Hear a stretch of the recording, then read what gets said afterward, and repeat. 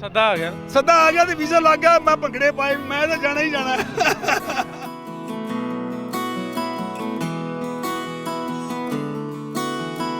ਜਿਹੜਾ ਪਾਕਿਸਤਾਨ ਗਵਰਨਮੈਂਟ ਨੇ ਕਰਤਾਰਪੁਰ ਸਾਹਿਬ ਜੋ ਸਿੱਖ ਕੌਮ ਨੂੰ ਦੇਤਾ ਹੈ, ਉਹਦਾ ਤਾਂ ਅਸੀਂ ਸਿੱਖ ਕੌਮ ਕੋਈ ਸ਼ੁਕਰਾਨਾ ਕਿਵੇਂ ਕਰੀਏ, ਹੁਣ ਸਾਨੂੰ ਤਾਂ ਸਮਝ ਨਹੀਂ ਆਉਂਦੀ। ਕਿ ਮੈਂ ਵੀਜ਼ੇ ਵਾਸਤੇ ਪਾਸਪੋਰਟ ਨਹੀਂ ਸੀ ਦਿੱਤਾ। ਇਹ ਮੇਰੇ ਪੁਰਖਿਆਂ ਦੀ, ਮੇਰੇ ਬਜ਼ੁਰਗਾਂ ਦੀ, ਦਾਦਿਆਂ ਪੜਦਾਦਿਆਂ ਦੀ ਧਰਤੀ ਆ। ਉਹ ਆਂਦੇ ਨੇ ਵੀ ਸੀਨੇ ਖਿੱਚ ਜਿਨ੍ਹਾਂ ਨੇ ਖਾਧੀ ਉਹ ਕਰ ਆਰਾਮ ਨਾ ਬਹਿੰਦੇ। सीने खिंच जिन्होंने खाधी वो कर आराम न ਨਾ बहिंदे। ਬਹਿੰਦੇ ਜਿਹਨੂੰ ਬਾਬੇ ਨਾਨਕ ਨੇ ਖਿੱਚ ਪੈਦਾ ਕਰਤੀ ਹੈ ਨਾ।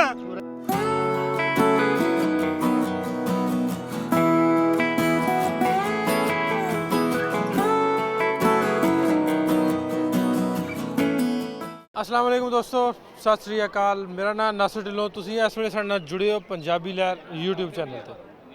ਪਾਕਿਸਤਾਨ ਦੇ ਵਿੱਚ, ਪੰਜਾਬ ਦੇ ਵਿੱਚ, ਚੜ੍ਹਦੇ ਪੰਜਾਬ ਤੋਂ ਜਾਂ ਓਵਰਆਲ ਦੁਨੀਆ ਤੋਂ ਜਦੋਂ ਸੰਗਤ ਆਉਂਦੀ ਆ ਪਾਕਿਸਤਾਨ ਦੇ ਵਿੱਚ, ਉਹਨਾਂ 'ਚ ਕਿਸ ਤਰ੍ਹਾਂ ਦਾ ਉਤਸ਼ਾਹ ਹੁੰਦਾ, ਕਿਸ ਤਰ੍ਹਾਂ ਇੱਥੇ ਆ ਕੇ ਉਹਨੂੰ ਪਾਕਿਸਤਾਨੀ ਆਵਾਮ ਜਾਂ ਜੇ ਆਪਾਂ ਗੱਲ ਕਰੀਏ ਐਡਮਿਨਿਸਟ੍ਰੇਸ਼ਨ ਕਿਸ ਤਰ੍ਹਾਂ ਡੀਲ ਕਰਦੀ ਹੈ, ਪਾਕਿਸਤਾਨ ਦੇ ਆਪ ਆ ਕੇ ਉਹਨਾਂ ਨੂੰ ਕਿਸ ਤਰ੍ਹਾਂ ਦਾ ਲੱਗਾ ਬਾਬੇ ਨਾਨਕ ਦੀ ਧਰਤੀ 'ਤੇ ਆ ਕੇ, ਉਹ ਸਾਰੀਆਂ ਗੱਲਾਂ ਬਾਤਾਂ ਆਪਾਂ ਕਰੀਦੀਆਂ। ਅੱਜ ਸਾਡੇ ਨਾਲ ਇੱਕ ਦੋਸਤ ਜਿਹੜੇ ਇੰਡੀਆ ਤੋਂ ਸਾਡੇ ਕੋਲ ਤਸ਼ਰੀਫ ਲਿਆਏ ਨੇ, ਉਹਨਾਂ ਨਾਲ ਗੱਲਬਾਤ ਕਰਨੀ ਹੈ। ਅਸਲਾਮ ਵਾਲੇਕੁਮ, ਸਤਿ ਸ਼੍ਰੀ ਅਕਾਲ। ਵਾਲੇਕੁਮ ਸਲਾਮ ਜੀ, ਸਤਿ ਸ਼੍ਰੀ ਅਕਾਲ। ਵਾਹਿਗੁਰੂ ਜੀ ਕਾ ਖਾਲਸਾ, ਵਾਹਿਗੁਰੂ ਜੀ ਕੀ ਫਤਿਹ ਜੀ। ਇਹ ਨਾਂ ਪਹਿਲਾਂ ਦੱਸ ਦਿਓ, ਨਾਂ ਕੀ ਤੁਹਾਡਾ?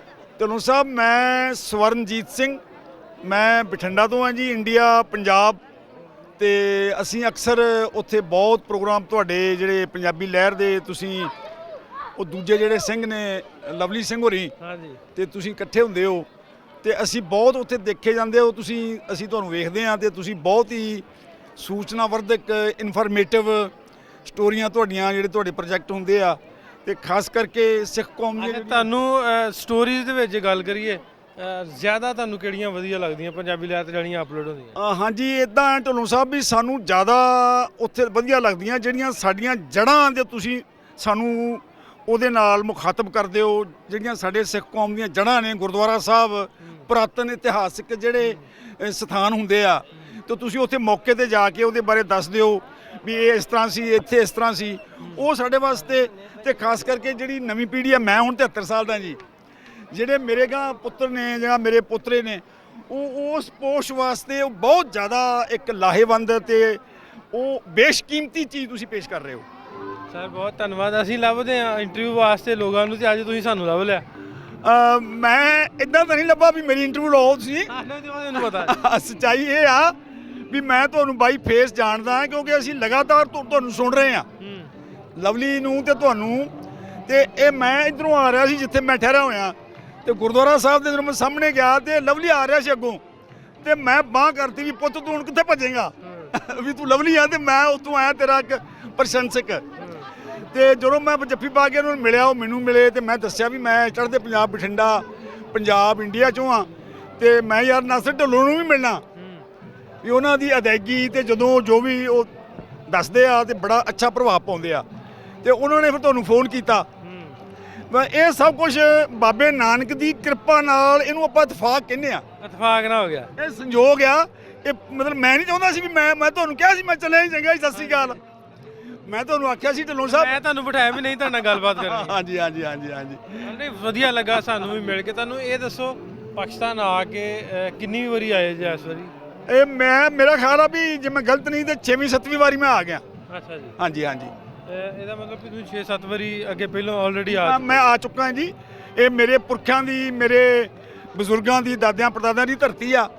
ਤੇ ਇੱਥੇ ਲਾਗੇ ਹੀ ਤੁਹਾਡਾ ਜਿਹੜਾ ਲਾਹੌਰ ਕੈਂਟ ਆ, ਉਹਦੇ ਕੋਲ ਮੇਰਾ ਪਿੰਡ ਹੈ ਕਰਬਾਠ, ਤੇ ਮੇਰੇ ਵਾਲਿਦ ਸਾਹਿਬ ਉੱਥੇ ਹੈਡ ਟੀਚਰ ਸਨ, ਤੇ ਮੈਂ ਤਾਂ ਉੱਥੇ ਤਕਰੀਬਨ 3 ਲੱਖ ਰੁਪਏ ਖਰਚ ਕਰਕੇ, ਉੱਥੇ ਹੁਣ ਹਾਈ ਸਕੂਲ ਹੈ, ਕਰਬਾਠਾਂ ਦੇ ਵਿੱਚ ਹਾਈ ਸਕੂਲ ਹੈ, ਤੇ ਉੱਥੇ ਮੈਂ ਨੰਬਰਦਾਰ ਨੂੰ ਮਿਲਿਆ, ਸਰਪੰਚ ਨੂੰ ਮਿਲਿਆ, ਤੇ ਉਹ ਸਾਡੇ ਬਾਪ-ਦਾਦਿਆਂ ਦੇ ਨਾਲ ਜਿਹੜੇ ਭਿਆਲੀ ਹੁੰਦੇ ਸਨ ਮੁਸਲਮਾਨ ਵੀਰ, ਤੇ ਬਾਬਾ ਬੱਕੀ, ਹਾਂ ਮੈਨੂੰ ਯਾਦ ਆ ਗਿਆ ਹੁਣ, ਉਹ ਬਾਬਾ ਬੱਕੀ ਵਾਲੇ ਜਿਉਂਦਾ ਸੀ ਜਿਹੜਾ ਮੇਰੇ ਬਾਪ ਦੀ ਪੈਲੀ ਵਾਹੁੰਦਾ ਰਿਹਾ 20 ਸਾਲ।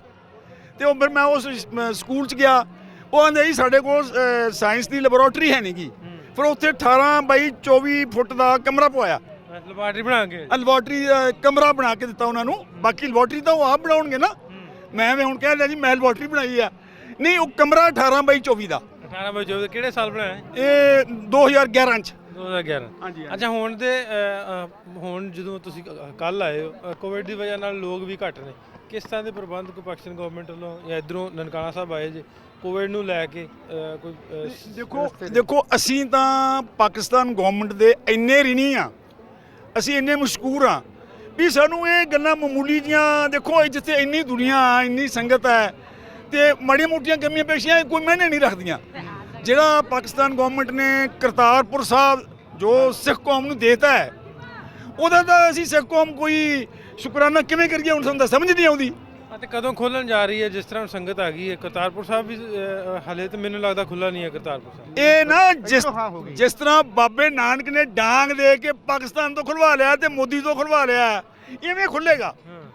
ਇਹ ਬਾਬੇ ਨਾਨਕ ਨੇ ਖੁਲਵਾਇਆ ਅੱਗੇ। ਇਧਰੋਂ ਹਾਂ ਹੋ ਗਈ ਹੈ, ਉਧਰੋਂ ਅਸੀਂ ਪਿਛਲੇ 73 ਸਾਲਾਂ ਤੋਂ ਅਰਦਾਸਾਂ ਕਰ ਰਹੇ ਸਾਂ ਉੱਥੇ ਵੀ ਸਿੱਖ ਕੌਮ ਦੇ ਵਿਛੜੇ ਹੋਏ ਗੁਰਧਾਮਾਂ ਦਾ ਸੇਵਾ ਸੰਭਾਲ ਸਿੱਖ ਕੌਮ ਨੂੰ ਸੌਂਪੀ ਜਾਵੇ, ਦਰਸ਼ਨ ਦੀਦਾਰ ਖੁੱਲੇ ਸਾਨੂੰ ਕਰਾਏ ਜਾਣ, ਤੇ ਬਾਬੇ ਨਾਨਕ ਨੇ ਸਾਰਾ ਕੁਝ ਕਰਾ ਲੈਣਾ। ਹੁਣ ਫਿਰ ਰੱਬ ਖੈਰ ਕਰੇ, ਕਰੋਨਾ ਮੁੱਕਦਾ ਘਟਦਾ ਤੇ ਫਿਰ ਖੁੱਲੇਗਾ, ਫਿਰ ਖੁੱਲੇਗਾ ਜੀ।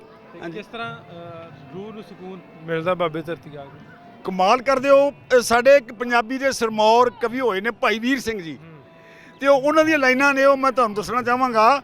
ਉਹ ਆਂਦੇ ਨੇ ਵੀ ਸੀਨੇ ਖਿੱਚ ਜਿਨ੍ਹਾਂ ਨੇ ਖਾਧੀ ਉਹ ਕਰ ਆਰਾਮ ਨਾ ਬਹਿੰਦੇ। ਸੀਨੇ ਖਿੱਚ ਜਿਨ੍ਹਾਂ ਨੇ ਖਾਧੀ ਉਹ ਕਰ ਆਰਾਮ ਨਾ ਬਹਿੰਦੇ। ਜਿਹਨੂੰ ਬਾਬੇ ਨਾਨਕ ਨੇ ਖਿੱਚ ਪੈਦਾ ਕਰਤੀ ਹੈ ਨਾ, ਉਹ ਰਹਿ ਨਹੀਂ ਸਕਦੇ, ਉਹ ਨਹੀਂ ਰਹਿ ਸਕਦੇ ਭਾਵੇਂ ਕਰੋਨੇ ਦਾ ਪਿਓ ਆ ਜੇ। ਠੀਕ ਹੋ ਗਿਆ, ਭਾਵੇਂ ਕਰੋਨਾ ਦਾ ਪਿਓ ਆ ਜੇ। ਖਿੱਚ ਜਿਹੜੀ ਆ ਬਿਲਕੁਲ 73 ਵਰਿਆਂ ਤੋਂ ਦੀਆਂ ਅਰਦਾਸਾਂ ਜਿਹੜੀਆਂ ਜਿੱਥੇ ਪੂਰੀਆਂ ਹੋਈਆਂ, ਤੇ ਕਰੋਨਾ ਦੀ ਮਹਾਮਾਰੀ ਜਿਹੜੀ ਉਹ ਵੀ ਜਲਦ ਹੋਪਫੁਲੀ ਮੁੱਕੇਗੀ।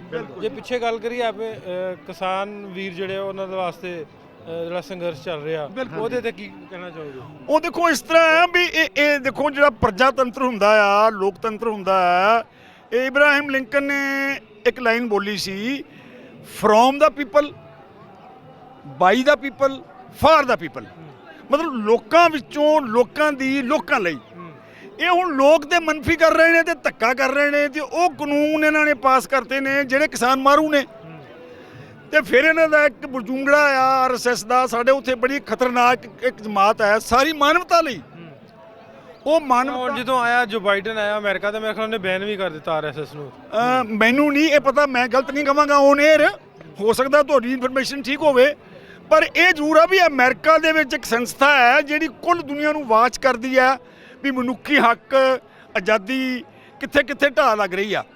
ਉਸ ਅਮਰੀਕਾ ਦੀ ਸੰਸਥਾ ਨੇ ਇਹਨੂੰ ਆਤੰਕਵਾਦੀ ਟੈਰਰਿਸਟ ਆਰਗੇਨਾਈਜੇਸ਼ਨ ਘੋਸ਼ਿਤ ਕਰ ਦਿੱਤਾ ਹੈ। ਆਰਐਸਐਸ ਨੂੰ ਅਮਰੀਕਨ ਆਰਗੇਨਾਈਜੇਸ਼ਨ ਨੇ। ਅੱਛਾ, ਇੱਕ ਸਵਾਲ ਮੈਂ ਕਰਦਾ ਹੁੰਦਾ, ਜਿਹੜੇ ਆਉਂਦੇ ਇੱਥੇ ਲੋਕ, ਜਿਵੇਂ ਥੋੜਾ ਜਿਹਾ ਡਰ ਦਾ ਇੱਕ ਮਾਹੌਲ ਬਣਾਇਆ ਜਾਂਦਾ ਵੀ ਪਾਕਿਸਤਾਨ ਦੇ ਵਿੱਚ ਪਤਾ ਨਹੀਂ ਕੀ ਆ, ਕੋਈ ਇਸ ਤਰ੍ਹਾਂ ਦਾ ਤੁਹਾਨੂੰ ਲੱਗਾ ਐਲੀਮੈਂਟ ਇਸ ਤਰ੍ਹਾਂ ਦਾ ਵੀ ਪਾਕਿਸਤਾਨ ਦੇ ਵੀ ਕੋਈ ਡਰ ਲੱਗਾ ਹੋਵੇ, ਇਨਸਿਕਿਉਰਿਟੀ ਫੀਲ? ਕਮਾਲ ਹੀ ਕਰਦੇ ਹੋ।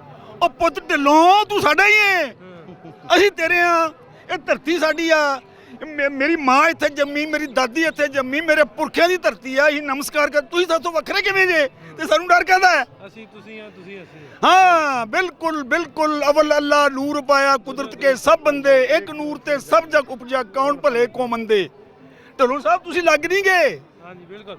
ਅੱਛਾ, ਮੈਨੂੰ ਇਹ ਦੱਸੋ, ਜਿਹੜੇ ਹੋਰ ਤੁਹਾਡੇ ਤਰ੍ਹਾਂ ਦੇ ਬਜ਼ੁਰਗ ਦੋਸਤ ਆਉਣਾ ਚਾਹੁੰਦੇ ਨੇ ਪਾਕਿਸਤਾਨ ਨੂੰ, ਜਿਨ੍ਹਾਂ ਦਾ ਕੁਝ ਕਿਤੇ ਨਾ ਕਿਤੇ ਹੁੰਦਾ ਵਾ ਕਿ ਡਰ ਪਾਕਿਸਤਾਨ ਚਲੇ ਗਏ ਤਾਂ ਵੀਜ਼ਾ ਨਹੀਂ ਲੱਗਣਾ, ਇਸ ਤਰ੍ਹਾਂ ਦੀਆਂ ਗੱਲਾਂ ਹੁੰਦੀਆਂ, ਉਹਨਾਂ ਨੂੰ ਕੀ ਸੁਣਾ? ਇਹ ਸਾਰੀਆਂ ਅਫਵਾਹਾਂ ਨੇ। ਮੇਰਾ ਪਾਸਪੋਰਟ ਤੁਹਾਡੇ ਪ੍ਰਸ਼ਾਸਨ ਨੇ ਉੱਥੇ ਵਾਘੇ ਬਾਰਡਰ ਤੇ ਲੈ ਲਿਆ ਸੀ ਤੇ ਮੈਨੂੰ ਆਹ ਕਾਰਡ ਦਿੱਤਾ ਆ। ਮੈਂ ਇੰਗਲੈਂਡ ਵੀ ਜਾ ਕੇ ਆਇਆ, ਉਦੋਂ ਪਹਿਲਾਂ ਮੈਂ ਪਾਕਿਸਤਾਨ 2 ਵਾਰੀ ਆਇਆ ਸੀ, ਫਿਰ ਮੈਂ ਇੰਗਲੈਂਡ ਕਿਵੇਂ ਚਲਾ ਗਿਆ ਬਈ? ਤੁਸੀਂ ਮੇਰਾ ਪਾਸਪੋਰਟ ਕਢਵਾਓ ਇੱਥੋਂ ਤੁਹਾਡੇ ਪ੍ਰਸ਼ਾਸਨ ਤੋਂ, ਜਿਹੜੇ ਤੁਹਾਡੇ ਉਹ ਕੀ ਕਹਿੰਦੇ ਉਹਨੂੰ, ਟਰਸਟ ਪ੍ਰਾਪਰਟੀ ਬੋਰਡ, ਤੇ ਉਹ ਮੇਰੇ ਇੰਗਲੈਂਡ ਦੀ, ਮੈਂ ਉੱਥੇ 15 ਦਿਨ ਰਹਿ ਕੇ ਆਇਆ। ਇਹ ਬਿਲਕੁਲ ਕੋਰੀ ਅਫਵਾਹ ਆ। ਪਾਕਿਸਤਾਨ ਕੋਈ ਜਿਵੇਂ ਬ੍ਰਾਹਮਣਵਾਦ ਵਿੱਚ ਛੂਆਛਾਤ ਤੇ ਅਸਪਰਸ਼ਤਾ ਹੈ, ਉਹ ਗੱਲ ਨਹੀਂ ਗੀ। ਜਿੱਥੇ ਬਾਬੇ ਨਾਨਕ ਨੇ ਜਨਮ ਲਿਆ ਉਹਨੂੰ ਕੌਣ ਰੋਕ ਸਕਦਾ ਹੈ? ਬਿਲਕੁਲ ਬਿਲਕੁਲ। ਉਹਨੂੰ ਧਰਤੀ ਮਾੜੀ ਕਿਵੇਂ ਕਹਿ ਸਕਦੇ ਅਸੀਂ? ਇਹ ਉਹ ਧਰਤੀ ਬਜ਼ੁਰਗ ਤੁਹਾਡੇ ਕੋਲ ਖਲੋਤੇ, ਤੁਹਾਡੇ ਵੱਲ ਵੇਖਣ ਦੇ, ਇਹਨਾਂ ਨੇ ਆਪਾਂ ਗੱਲਬਾਤ ਕਰ ਲਈ। ਹਾਂਜੀ ਹਾਂਜੀ ਜ਼ਰੂਰ ਬਾਬਾ ਜੀ ਇੱਕ ਮਿੰਟ ਜ਼ਰੂਰ ਆਓ ਜੀ, ਬਾਪੂ ਜੀ ਆਓ, ਭਰਾ ਜੀ ਆਓ। ਕੀ ਨਾਂ ਤੁਹਾਡਾ? ਕਰਨਾ ਜੀ। ਕੀ ਨਾਂ? ਕਰਨਾ ਜੀ। ਕਰਨਾ ਕਿੱਥੋਂ ਆਏ ਤੁਸੀਂ? ਰਹਿਮਯਾਰ ਤੋਂ। ਰਹਿਮਯਾਰ ਖਾਂ ਤੋਂ।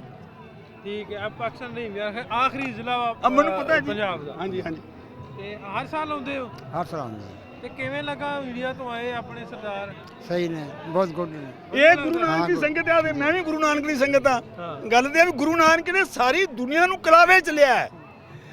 ਹੋਲ ਆਫ ਦਾ ਗਲੋਬ ਨੂੰ ਬਾਬੇ ਨਾਨਕ ਨੇ ਜੱਫੀ ਚ ਪਾਇਆ ਹੈ।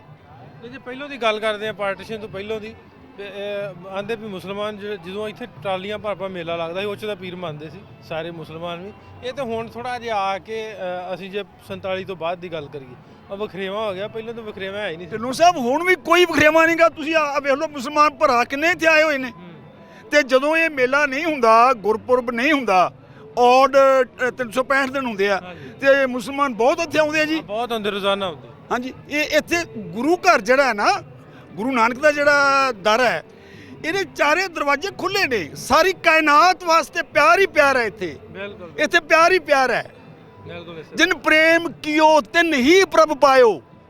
ਜਿੱਥੇ ਪਿਆਰ ਨਹੀਂ ਉੱਥੇ ਕੋਈ ਧਰਮ ਹੋ ਹੀ ਨਹੀਂ ਸਕਦਾ। ਜਿੱਥੇ ਇੰਟਰਨੈਸ਼ਨਲ ਬ੍ਰਦਰਹੁੱਡ ਨਹੀਂ ਉੱਥੇ ਕੋਈ ਧਰਮ ਨਹੀਂ ਹੋ ਸਕਦਾ। ਜਿੱਥੇ ਇਨਸਾਨੀਅਤ ਨਹੀਂ, ਜਿੱਥੇ ਮਾਨਵਤਾ ਨਹੀਂ, ਜਿੱਥੇ ਮਨੁੱਖਤਾ ਨਹੀਂ, ਜਿੱਥੇ ਸਾਂਝੀਵਾਲਤਾ ਨਹੀਂ, ਜਿੱਥੇ ਸਰਬੱਤ ਦਾ ਭਲਾ ਨਹੀਂ, ਉੱਥੇ ਕੋਈ ਰੱਬ ਨਹੀਂ ਹੋ ਸਕਦਾ। ਮੈਂ ਨਹੀਂ ਕਹਿੰਦਾ, ਬਾਬਾ ਨਾਨਕ ਕਹਿੰਦਾ। ਇਹ ਮੇਰੀ ਵਾਰਨਿੰਗ ਨਹੀਂ ਗੀ। ਸਗਲ ਸੰਗ ਹਮਕੋ ਬਦ ਆਈ, ਕੋਈ ਨਾ ਦਿਸੇ ਬਾਹਰਾ ਜੀਓ। ਨਾਨਕ ਕਹਿੰਦਾ ਮੈਨੂੰ ਤਾਂ ਕੋਈ ਬਗਾਨਾ ਲੱਗਦਾ ਹੀ ਨਹੀਂਗਾ। ਤੇ ਮੈਂ ਸਾਰੇ ਆਪਣੇ ਲੱਗ ਮੈਂ ਉਹਦਾ ਮਾਣਾ ਜਾਂ ਟੁੱਟਾ ਜਾਂ ਇੱਕ ਸਿੱਖ ਹਾਂ। ਮੇਰੇ ਤੋਂ ਉਹਦੀ ਬੜੀ ਕਿਰਪਾ ਹੈ। ਤੁਸੀਂ ਹੈਰਾਨ ਹੋ ਗਏ, ਐਤਕੀ ਮੈਂ ਵੀਜ਼ੇ ਵਾਸਤੇ ਪਾਸਪੋਰਟ ਨਹੀਂ ਸੀ ਦਿੱਤਾ।